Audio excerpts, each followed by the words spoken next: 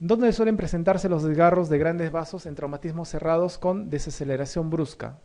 ¿No es cierto? Desaceleración brusca, los pedículos que hemos hablado, ¿no es cierto? A nivel de la unión de la aorta, del callado aórtico con la aorta descendente, el pedículo renal y el pedículo esplénico, ¿no es cierto? También a nivel del encéfalo, a nivel de la tienda del tentorio, se puede generar desplazamiento de desaceleración y generar un hematoma en esa zona, ¿no? Entonces la ilíaca proximal, ¿no? La aorta descendente proximal, la aorta descendente proximal, puede ser, ¿no? La aorta ascendente proximal, no, ¿no? La aorta ascendente proximal vendría a ser la parte ascendente que sale, luego se continúa con el callado aórtico y luego sigue con la descendente proximal si hablamos del tórax, ¿no? Arteria cerebral media, no. Entonces la aorta descendente proximal, ¿no es cierto? Que es la unión con el callado aórtico, que es la parte fija, ¿no? De la aorta torácica. Esta, ¿no? La aorta descendente en su parte proximal, justo en la unión o en la zona de inserción del ligamento arterioso es que se genera esta fractura o esta lesión. Son los movimientos de desaceleración que se van a presentar en estos pacientes. ¿Qué lesiones torácicas producidas por trauma tienen mayor mortalidad? Lamentablemente, a nivel del tórax sucede lo contrario que en el abdomen, ¿no?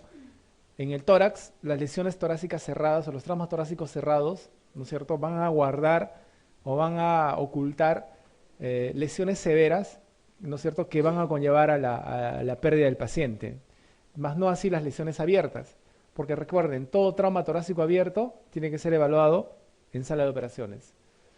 Todo trauma torácico o abdominal abierto, ya sea por arma blanca, por PAV o abulsiones, sala de operaciones. En cambio, en los traumas cerrados sucede lo contrario. Y es más, ahora con la expectativa esta que nosotros tenemos entre que se descompensa o no se descompensa el paciente, podemos tener grandes lesiones, ¿no?, que pueden conllevar la vida del paciente en cualquier momento, como sucedió con este niño, ¿no? Este niño en cualquier momento pudo haber generado un desprendimiento del coágulo que formó este trauma esplénico y simplemente hacía un hemoperidoneo masivo y se moría. No me hubiese dado tiempo inclusive de laparotomizarlo al niño, se moría inmediatamente, ¿no? Entonces los traumatismos cerrados van a generar mayor tasa de mortalidad en relación a los traumatismos cerrados. Esto por la intervención, ¿no? Nosotros, todo trauma torácico abierto, todo trauma abdominal abierto es indicación de laparotomía. Sí o sí es laparotomía. Entonces, ¿lesiones torácicas penetrantes tienen igual mortalidad que las contusas? No, ¿no es cierto? Las lesiones torácicas contusas tienen una mayor mortalidad que las penetrantes, sí, porque las contusas o las traumáticas cerradas pueden generar o pueden ocultar lesiones graves que de repente nosotros no lo vamos a objetivar, ¿no?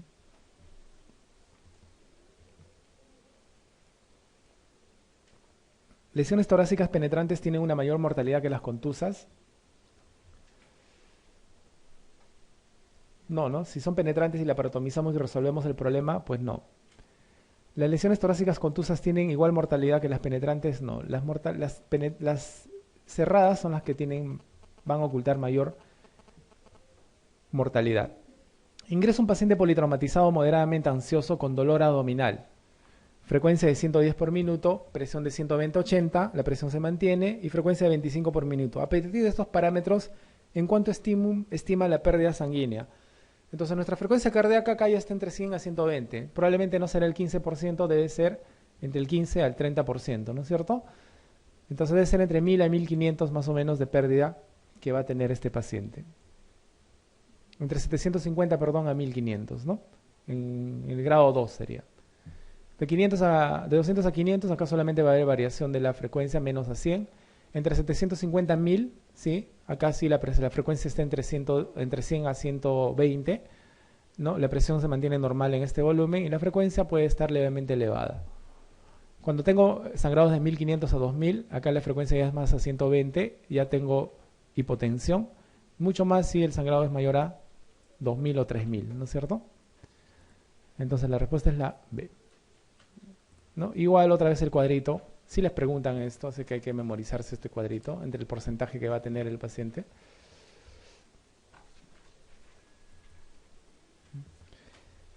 ¿Qué diagnóstico debe presumir en un paciente de 24 años que ingresa luego de una colisión de vehículo motor y que presenta enfisema subcutáneo en el hemitórax izquierdo?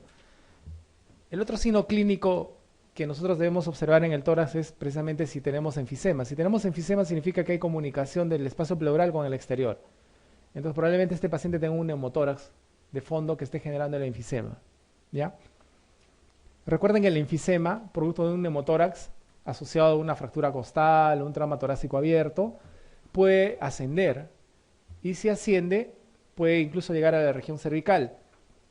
Si nosotros tenemos enfisema cervical, significa que el compromiso ha sido tan importante que ya está generando compromiso cervical. Entonces en ese paciente yo ya debo sospechar de que si el enfisema progresa me puede obstruir la vía aérea. Entonces yo tengo que asegurar mi vía aérea.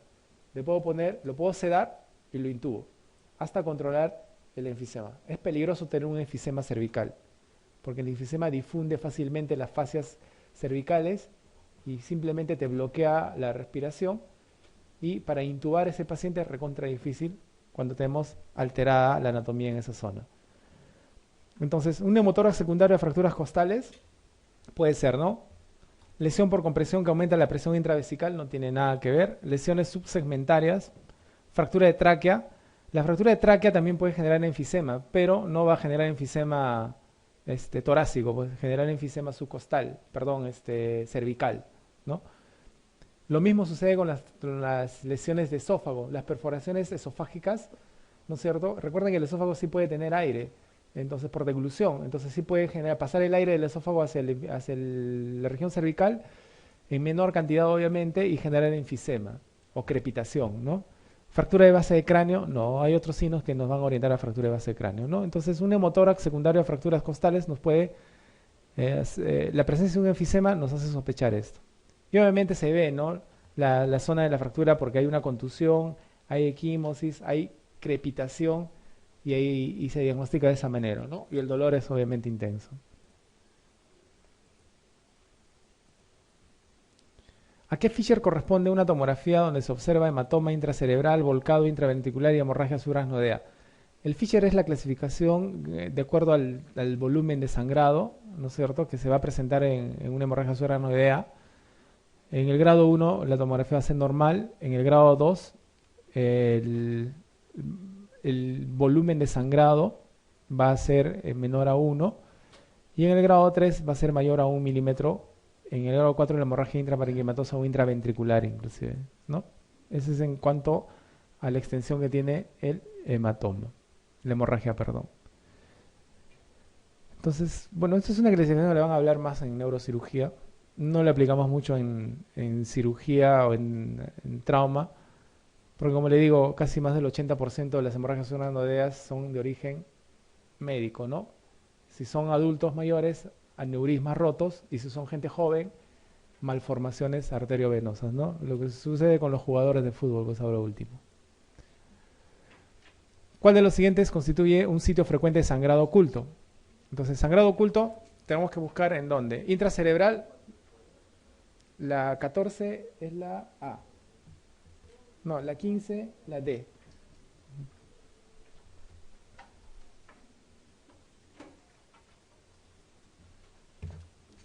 ¿Cuál de los siguientes constituye un sitio frecuente de sangrado oculto? Entonces, sangrado oculto, ¿dónde vamos a tener? Retroperitoneo, pelvis, fémur, ¿no es cierto? Que son las zonas donde vamos a ocultar sangre. Porque tórax lo podemos objetivar clínicamente y diagnosticar, abdomen de la misma manera, ¿ya? Intracerebral no, pues no vamos a sangrado oculto en el cerebro, muy difícil, ¿no? Ahora recuerden, si tiene un scalp grandazo y tu paciente ha caído en la hemoglobina o está medio taquicardicón o palidón, entonces sí puede tener relación ahí, ¿no?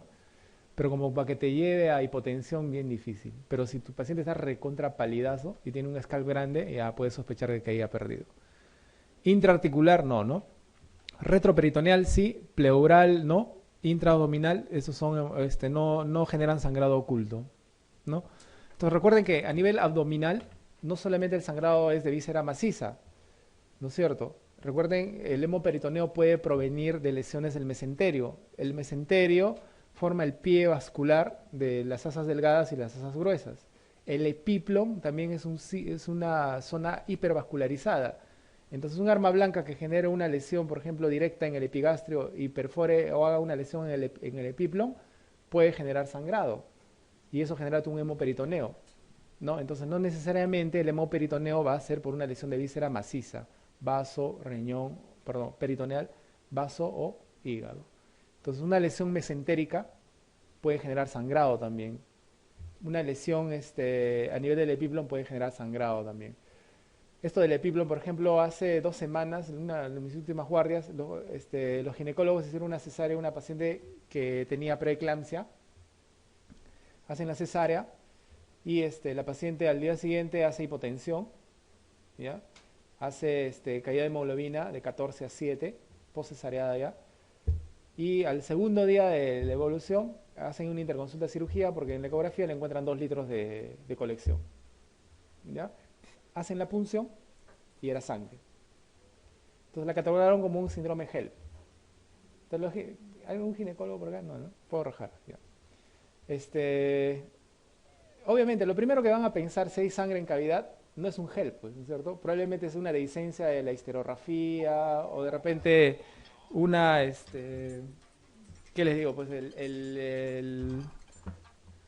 la ligadura de la arteria uterina de repente no ha sido la adecuada o han agarrado la arteria uterina, no sé, una deficiencia en hemostasia, ¿ya? Entonces nos hacen la interconsulta para nosotros laparotomizar a ese paciente. Pero si la primera causa fue la ginecológica, lo primero que deben descartar es eso, ¿no? Laparotomizar y si hay algo nos llaman, pues, ¿no?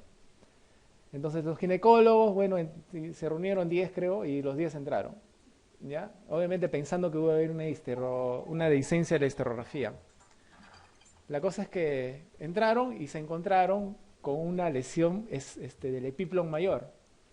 O sea, en la manipulación en el intento de hacer la extracción del feto, posiblemente hayan desgarrado el epiplom. No se han dado cuenta, han hecho la histerografía, todo bien bonito está eso. Y el epiplom es el que les había sangrado, imagínense. 2 litros, paciente chocado, politransfundida, echándole la culpa a un gel. Y había sido el epiplom. Nos llamaron, pues. Nosotros fuimos y bueno, ya pues sacamos el epiplom que estaba sacado, ya, pero bueno, como les digo, no solamente un órgano sólido puede generar este sangrado. Pero los ginecólogos han debido entrar un día antes, pues también.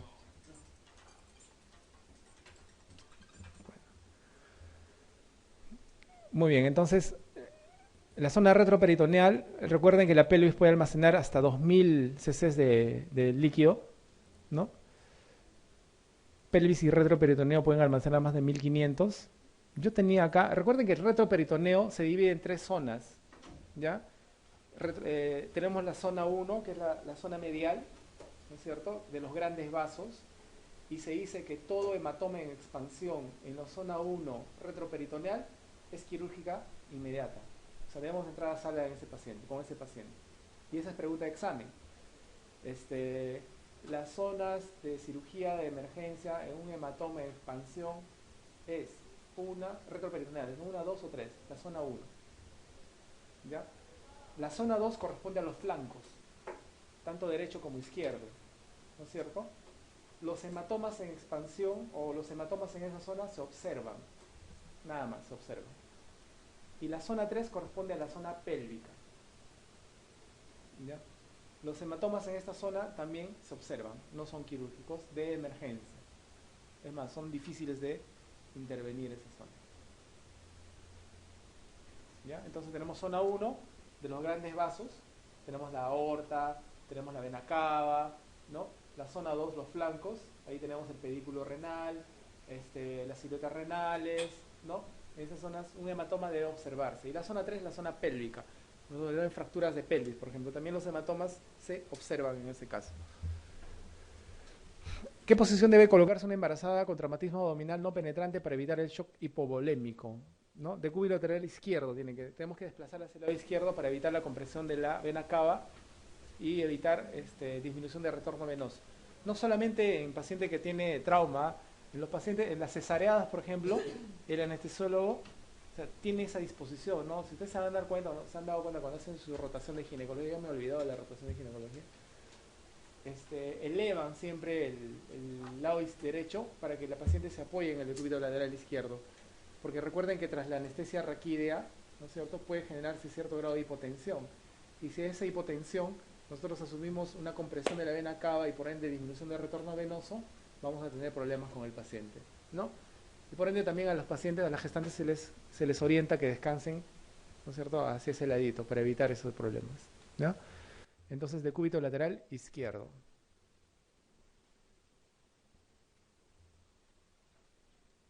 Entonces, algunas recomendaciones en las gestantes traumatizadas. Recuerden que en el primer trimestre, sobre todo de la gestación, la cintura pélvica va a proteger al producto, ¿no?, de cualquier tipo de agresión o trauma directo, pero sucede lo contrario, ¿no? A partir del segundo trimestre y del tercer trimestre, lamentablemente es el producto que va a proteger más bien a la madre ante cualquier evento, ¿no? Un trauma abdominal por arma blanca, por ejemplo, a nivel abdominal, si la gestante pasa el tercer trimestre, perdón, segundo trimestre o tercer trimestre, probablemente las lesiones más severas se las lleve el producto, ¿no? Entonces,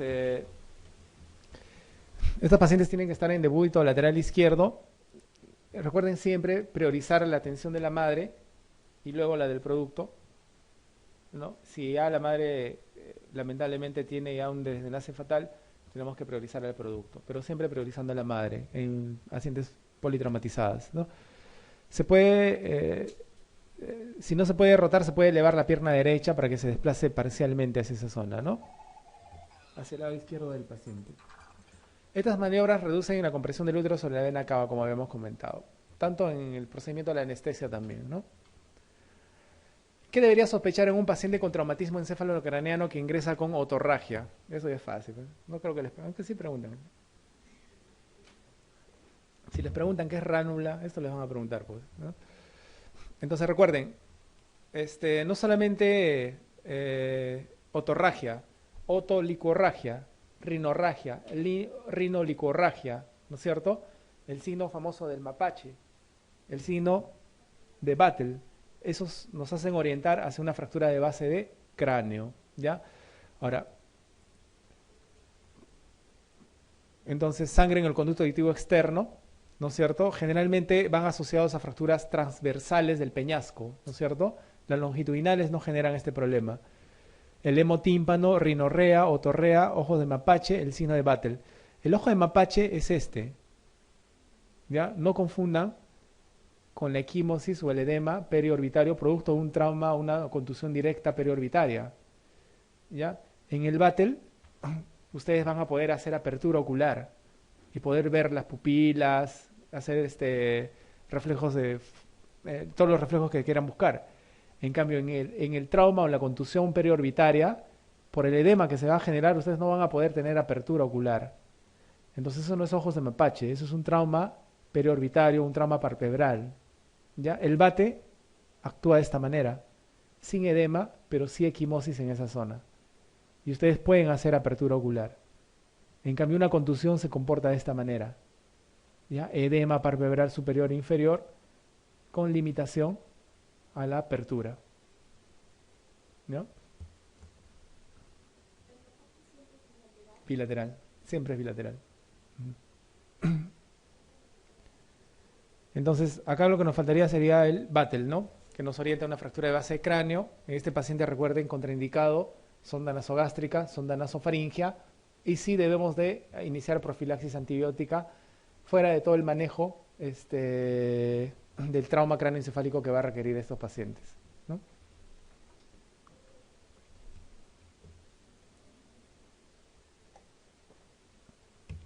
¿Cuál es la secuencia correcta de procedimientos en un paciente con hemorragia aguda con una pérdida estimada de 40% en cuanto al manejo de oxigenación tisular? Entonces, lo primero que tenemos que hacer ante todo paciente politraumatizado es 2 buenas vías, y el primer elemento a utilizar es un cristaloide. El cristaloide difunde rápidamente al intravascular. El cristaloide en 5 o 10 minutos te expande el intravascular, que es lo que nosotros queremos, ¿ya? En cambio, los coloides, puedes complementar tú con coloides que te sirve para expandir el intersticio por la presión oncótica que va a generarse en esa zona, ¿ya? Entonces no podemos expandir el intravascular con coloides, ¿ya? Pero sí podemos ayudarnos. Por ejemplo, podemos hacer la reanimación con Ringer lactato cloruro, 2 litros de frente, una vez que el paciente recupera presión, ¿no es cierto? Para evitar una sobrehidratación en el paciente, sobre todo en ancianitos, por ejemplo. En los jóvenes no hay problema porque los jóvenes redistribuimos fácilmente los líquidos. Pero si son ancianitos, por ejemplo, y tú reanimas con 2 litros y además como terapéutica le dejas 3 litros más de cloruro, probablemente ese abuelito no va a redistribuir bien sus fluidos y lo que vas a generar son signos de sobrehidratación en el paciente. Vas a generar encharcamiento pulmonar, congestión pulmonar y un foco respiratorio inicial. Entonces, en esos pacientes tú puedes mantener la volemia, ¿no es cierto? Ya sea con cristaloides, puedes utilizar expansores plasmáticos como el hemacel, la poligelina, el plasma, o paquetes globulares, puedes hacer la transfusión, hemotransfusiones, ¿no? O simplemente dejarlo con su dextrosita, de tal manera que le agregas calorías también al paciente una vez que ya se ha restituido del shock. Pero tú no puedes dar coloides, o sea, como alternativa en el manejo, si es que no ha salido el paciente de la etapa aguda, de la fase aguda. Una vez que ya el paciente está en recuperación, en observación, recién puedes utilizar los coloides, ¿ya? Antes no. No reanimamos con dextrosa, no reanimamos con podemos utilizar sí la poligelina, podemos utilizar como expansores plasmáticos, pero una vez que hayamos excedido ya el aporte en cristaloides, de acuerdo obviamente al peso del paciente y al requerimiento que vaya a tener al día. Recuerden que el requerimiento es de 20 a 30, de 30 a 50 cc por kilogramo peso día, ¿no es cierto? Eso hace, por ejemplo, si un paciente pesa 70 kilogramos y le damos a 40 cc, son 2 litros 800, ¿no es cierto?, de líquidos que requiere en el día el paciente. Entonces esos 2 litros lo podemos manejar en una fase aguda, en este caso. 2 litros y medio o 2 litros 800, ¿ya? Entonces, expansión con cristaloides, sí. Normotermia e infundir glóbulos rojos desplasmizados para lograr hemoglobina cercana a 7, no, ¿no es cierto? Paquete globular nada más, ¿ya? Los paquetes globulares los vamos la indicación de la transfusión es por encima de 7.5 miligramos por decilitro de hemoglobina, ¿no?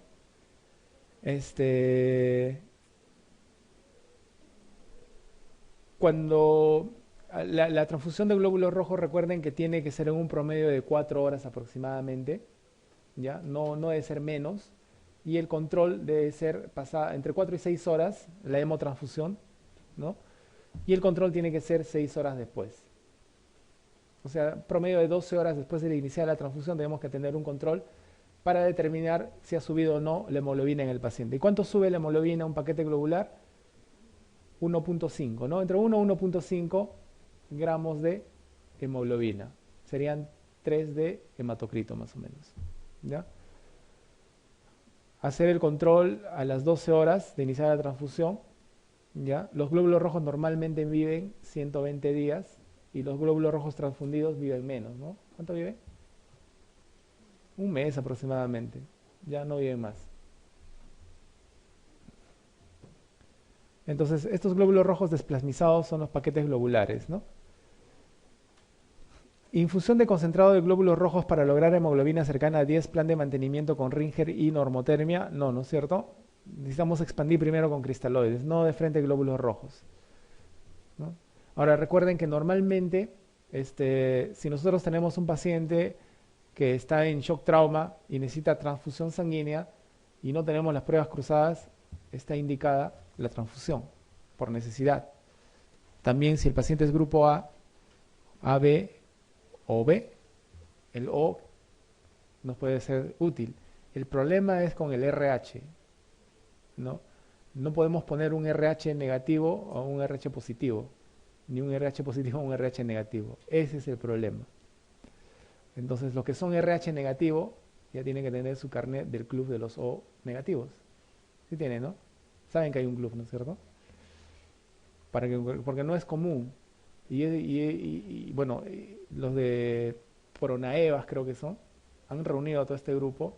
Entonces, yo recuerdo que hace poco tuve una paciente, su mamá se iba a operar de un cáncer gástrico y le mandamos a banco de sangre a donar, pues, para operar a la mamá y resultó siendo negativa, RH negativa, la señora. La agarraron, le explicaron todo lo que le estoy diciendo y la metieron al club.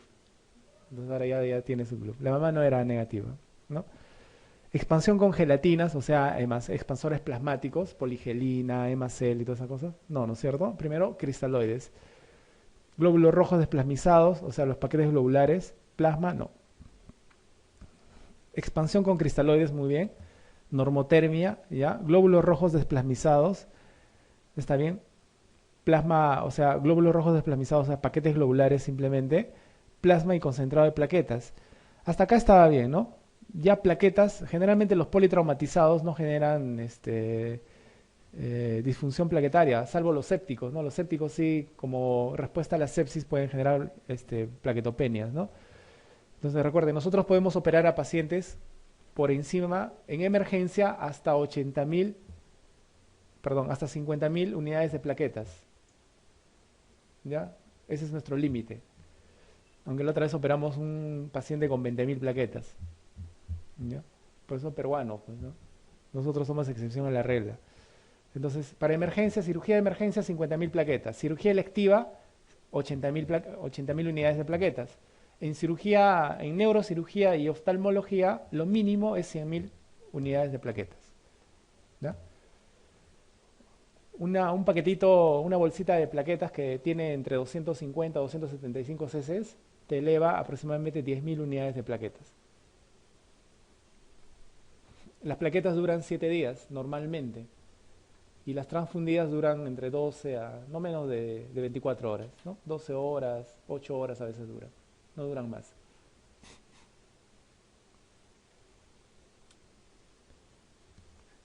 Expansión con cristaloides, normotermia, glóbulos rojos desplasmizados, plasma fresco congelado, hasta plasma ya no, pues, ¿no? Entonces, aquí la respuesta vendría a ser la A, ¿no? Normotermia, infundir glóbulos rojos, o sea, paquetes globulares para lograr hemoglobina superior a 7, ¿no? Que es lo mínimo que puede... Por debajo de 7 ya es indicación de transfusión, ¿no? Una anemia severa. ¿Qué sugiere la presencia de midriasis bilateral en la evaluación neurológica inicial de politraumatizado? Entonces, un paciente que está haciendo ya descerebración, ¿no es cierto? Entonces, aquí ya tenemos un sufrimiento del tronco cerebral. Acá, lo principal del tronco cerebral que mi paciente está, acá está el centro reticular activador ascendente, ¿cómo es? ¿Cómo se llama? Reticular activador ascendente, ¿no? El centro neumotáxico también está acá. Entonces, cualquier edema o lesión en esta zona va a conllevar a la muerte del paciente, ¿no?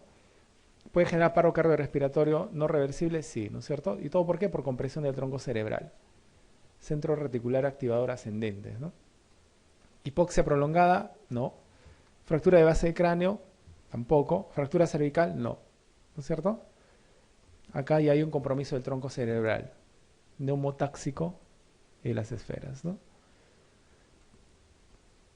En el examen de pupilas debemos de ver, además de que se evalúa con la apertura ocular la escala Glasgow, ¿no? Que nos va a ayudar a determinar el grado de TEC que va a tener, ¿no?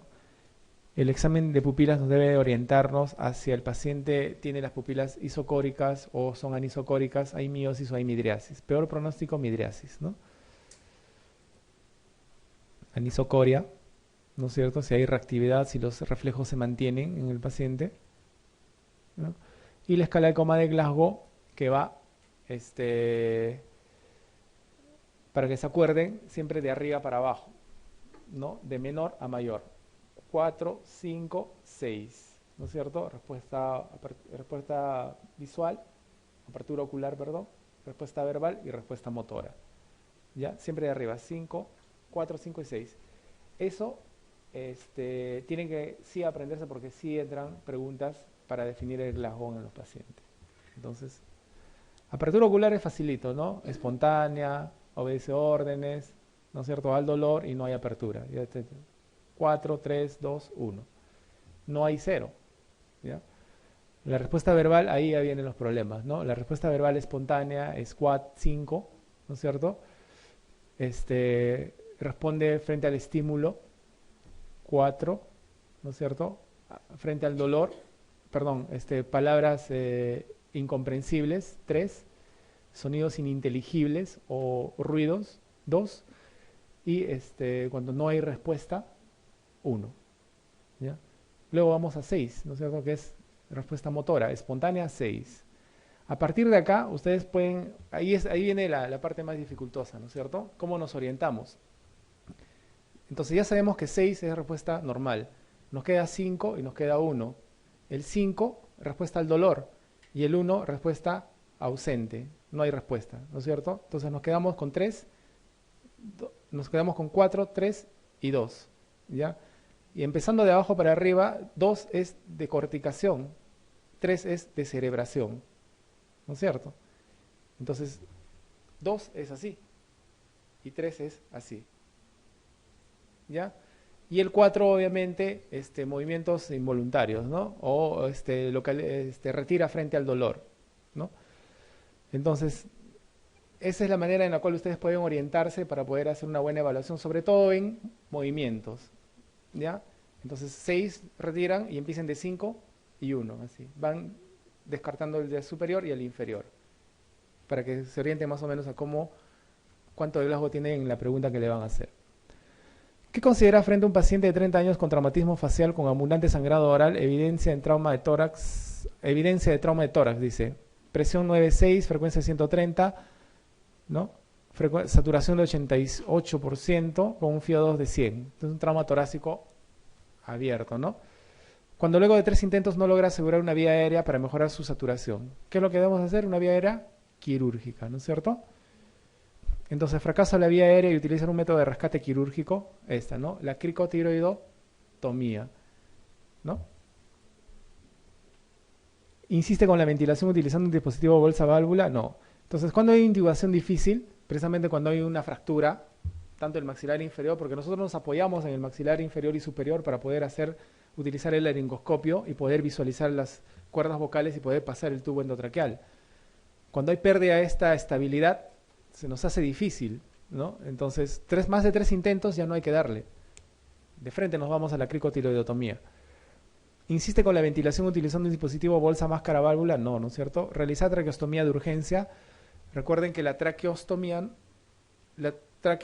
no es de emergencia, es un procedimiento arreglado. La traqueotomía, como solución a cuando no podemos utilizar la cricotiroidotomía. Realizar intubación nasotraqueal. No. Si no podemos por vía colocar un tubo endotraqueal menos una nasotraqueal, pues, ¿no? Ninguna, ¿no? Entonces acá la respuesta es la A. Si fracasa la vía aérea, utilizar un método de rescate quirúrgico inmediatamente, ¿no? Acá está, miren, esta es la membrana cricotiroidea. Cartílago tiroides, nos orientamos por la manzanita de Adán, el cartílago cricoides acá, y acá está. Esta es la zona donde vamos a hacer la punción.